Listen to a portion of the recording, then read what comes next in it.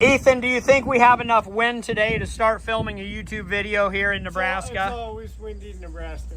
Yeah, all right. Update, I've been working out here for a couple hours, finally figured it out, and going to record this so my future children or grandchildren know how to work this system. Actually, hopefully they have an updated grain system so they won't be messing with this, they'll be messing with new stuff. Anyway, I got the pit emptied, the wet bin emptied. For those of you who followed along, watched the last video, here's a tagging along on this next video update of what we're doing up here. Pit empty, I got the wet bin empty because I was running the dryer. So that Y valve where we have a plug somewhere and it won't flow to the wet bin once the dryer's full, we still have to fix that issue. And if you remember, I was going to get my telehandler, I still might, lift the pipe that we can't see right now and look down in. But smarter minds prevail, and you're a lot smarter in the morning than you are in the evening. And this morning as I'm looking at it, I forgot that David has a scope. So instead of doing heavy lifting, like I like to do because I have the equipment, we'll just scope it and see what I can't see with my eyes, see if there's a obstruction. That's my theory. And then if there is, then we can get the big equipment, move it out of the way, fix it. But anyway, since I have two openings in the Y valve by running the dryer, I was able to empty the pit and the wet bin. Now we can actually dump trucks. But as I ran this dryer and then shut it off, I noticed there was still flame on the bottom dryer, even though it was shut off. So I had to manually shut the gas valve off to cut gas there. So what I'm doing here is diagnosing and looking at. Solenoid works fine, and remember folks, if you have a screwdriver, when your solenoid is engaged, this top metal piece should magnetize, so you put a screwdriver on it and you can feel the pull of that magnetization. It's not doing it now, so the solenoid is off.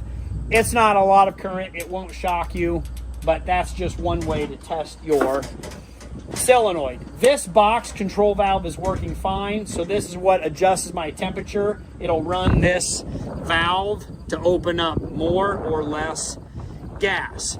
But my theory is there's a diaphragm in here, I think on this seal, that is maybe torn. So even though this is off, somehow gas is getting passed by. Haha, pass gas.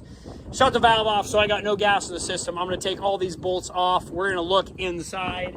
Then I might have the dryer company come out and help fix it a little bit. But I want to get just into it to see what we know we're dealing with.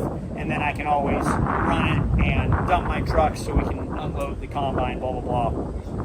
Sequence of events to get to harvest and get the crop out of the field in the bin. We just have to do all of this. Love this setup. It's paid for itself several times. Glad I have this set up here. It's a pain. You have to work with it. You have all the problems that any other elevator would have. But you know, actually, I don't mind working on these things. When you know what you're doing halfway, these problems aren't very big problems. My job is just find a solution for every problem. Solution, problem, problem, solution, solution, problem. And so on and so forth. Every day. All right, we'll get that lid off. I don't know. My assessment, everything looks good. It's clean, not wet, not any water.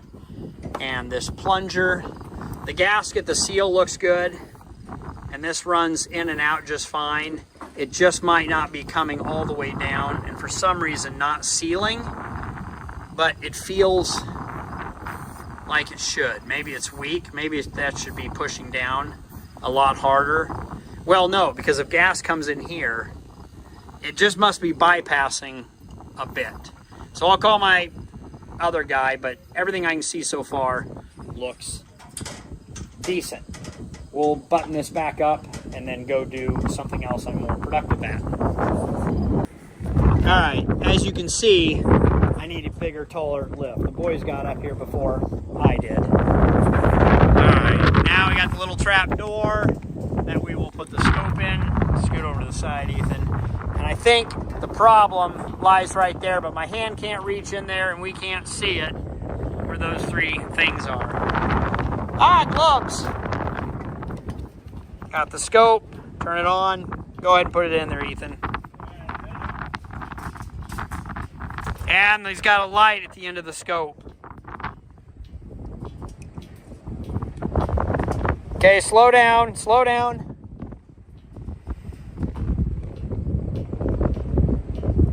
I might have to run it over there. So many times, Ethan, I'm thinking I'm in the middle of the work and focused. I can't, there's no time to film. But also my audience are like, come on, Carlson, we want to see. All right, here's what we got. We're inside the tube. There is some piece of liner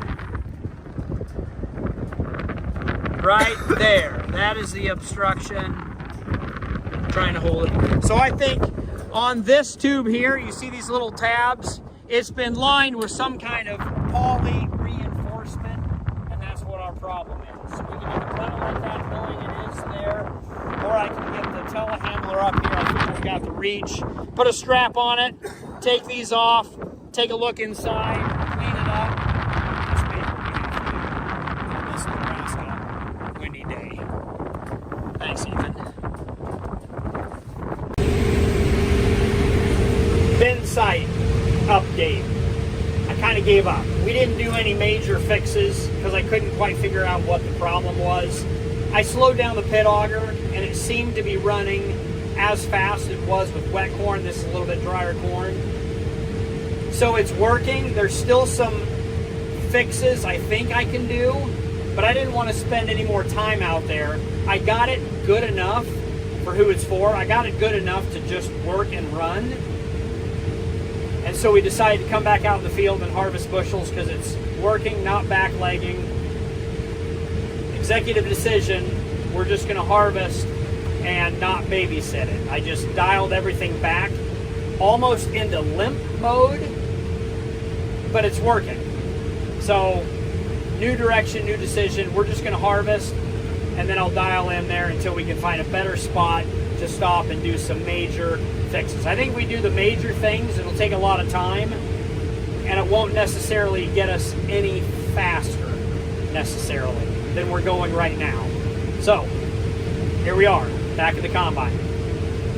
Going. We'll load everything up. The great thing is the boys know the details of the grain site a lot better than they did as I'm walking through, thinking, talking, and diagnosing a lot of these problems, issues, or potential problems.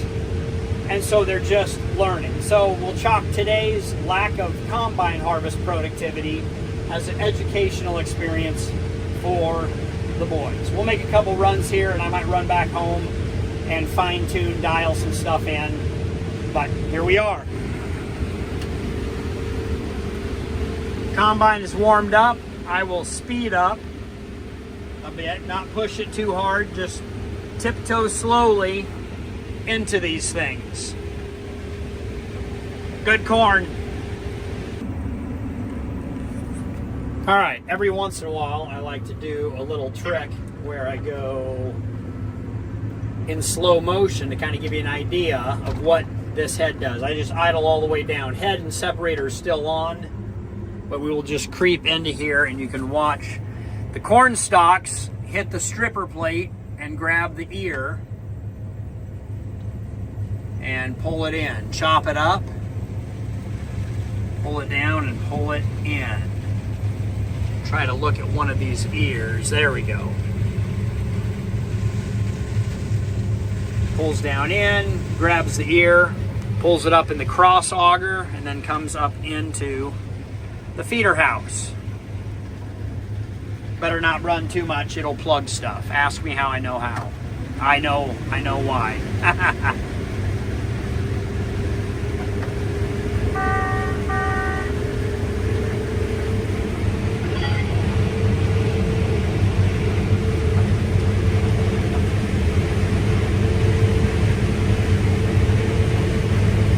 Looks like we made it. Still 100% full.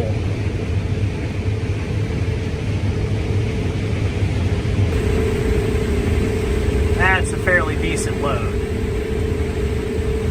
Corn's getting a little bit better, weighing a little bit heavier. Finally got 65,000 pounds on that grain cart. I used to be able to get 70,000 pounds, so we have raised better corn in the past. This is good, but it's not knocking my socks off. Maybe the next field. There's always hope. Next grain cart is in line.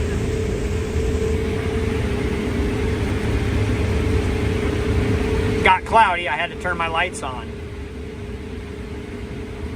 We did not quite finish this field. Uh-oh, I better shut that off so he has room.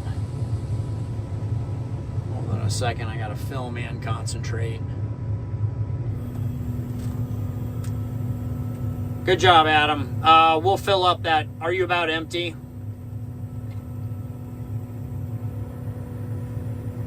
What? Music's too loud. How much do you have left on? 1,500 pounds. So, like nothing. Okay, perfect. Let's fill you up and then we'll be done. Couple more rounds, which is all I about have left. I'll probably have one round left, but we are stuffed full on everything.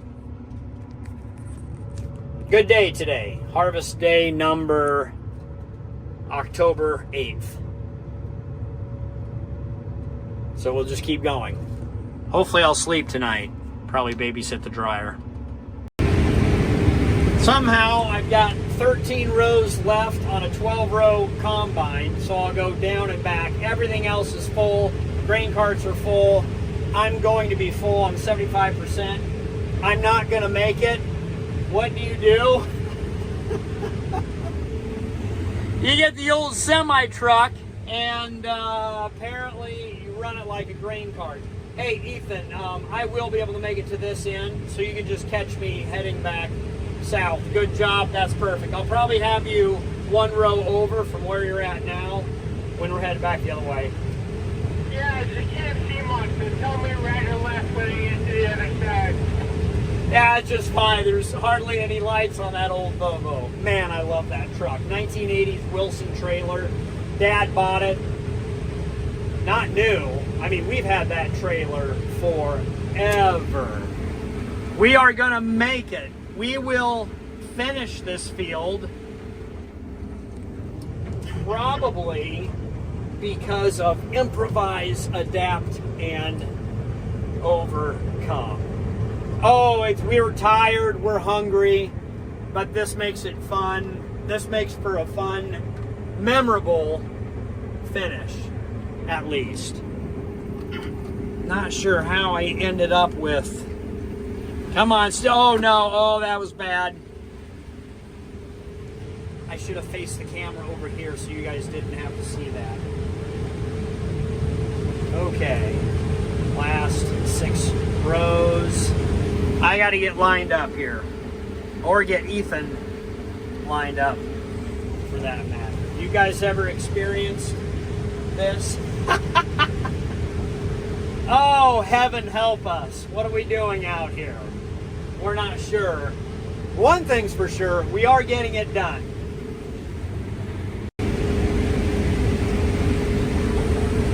I have to say, the semi-truck as a grain cart works pretty good. What gear are you in, Ethan? Lights even work on that thing? I'm third right now. That's pretty good pace right there. Hold it steady. Oh boy.